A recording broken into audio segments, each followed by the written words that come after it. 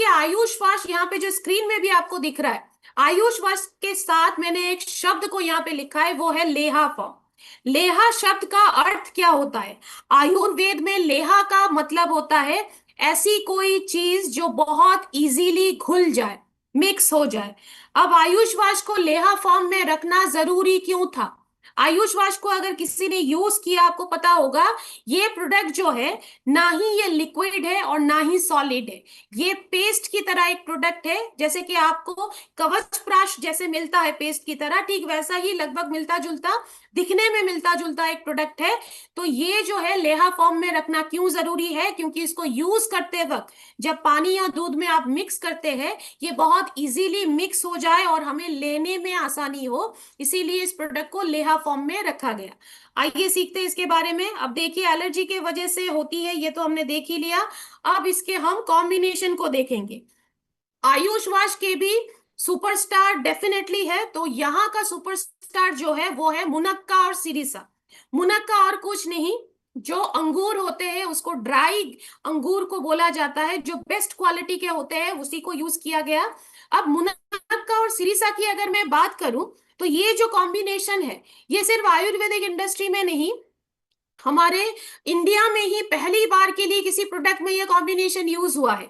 तो आप समझ सकते हैं कि जो जड़ी बूटियों का कॉम्बिनेशन है, उसको भी यूज करते वक्त एलिमेंट्स वेलनेस में काफी नयापन जो है, फॉर्मुलेशन में भी रखा गया, कॉम्बिनेशन में भी रखा गया।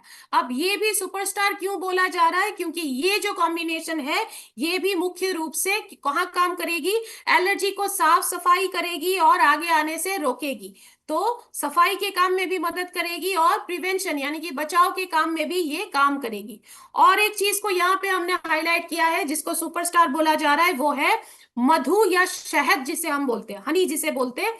शहद का मेन काम क्या है? सबसे पहली बात है, शहद जो है वो हमारे गले में जो खराश की प्रॉब्लम होती है उसमें आराम देने में बहुत बेहतरीन काम करती है। बचपन में बहुतों ने यूज किया भी होगा।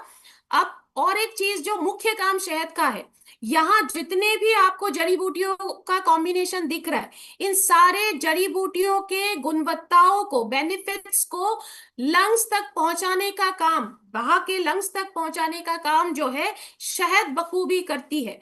तो यहाँ पे इसीलिए शहद को यूज किया गया और इसको हाईलाइट या सुपरस्टार इंग्रेडिएंट बोला जा रहा है। तो इसको सेलिंग के टाइम पे इसी यही वो चीजें हैं या यही वो पॉइंट्स है जो आपको डेफिनेटली शेयर करके प्रोडक्ट के बारे में बातचीत करनी है या प्रोमोट करना है। तो ये सारी चीजें हमने देखे। अब हम देखते हैं इसके डोसेज और एज वगैरह किस तरह से होगा। अब देखिए, हमारे एलिमेंट्स वेलनेस के क्रम में अब तक हमने जितने भी प्रोडक्ट के बारे में सीखा, ये एक पहला प्रोडक्ट है जहां हमें टेबल स्पून का यूज करना है। बाकी सारे लिक्विड फॉर्म में जितने भी चीजें थे, हमने हमेशा टी स्पून बोला है।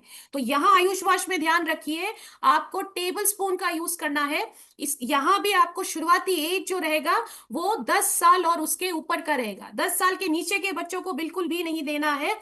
10 साल या उसके ऊपर किसी भी बच्चे को दे सकते हैं। अब डोसेज देखिए, बच्चों के जाहिर सी बात है कम डोसेज रहेंगे। एक table spoon full liquid, sorry, Ayush wash जो है वो आपको दिन में 2 बार यूज करना है।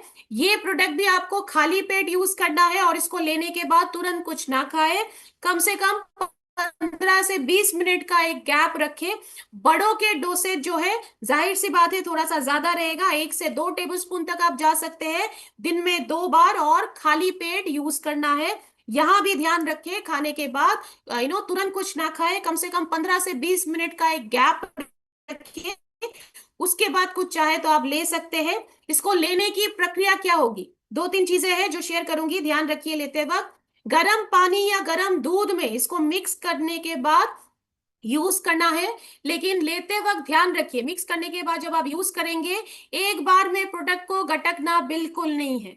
थोड़ा थोड़ा करके, एक एक सिप करके आपको लेना है। जैसे चाय वगैरह आप लेते हैं एक एक सिप करके, ठीक वैसे ही थोड़े थोड़े अमाउंट में प्रोडक्ट को पीना है। तो इसका जो एब्जॉर्प्शन का रेट है वो भी बेहतरीन रहता है। और याद रखिए, आयुष वाश जो है कौन से एलर्जी में काम करेगा? जो आपके सांस की नली में एलर्जी होता है या फिर लंग्स में एलर्जी होता है, तो धीरे धीरे जब लेते हैं, सांस के नली का जो रास्ता है उसमें एलर्जी को सफाई का काम जो है धीरे लेने से वो बखूबी बेहतरीन ढंग से कर पाएगी।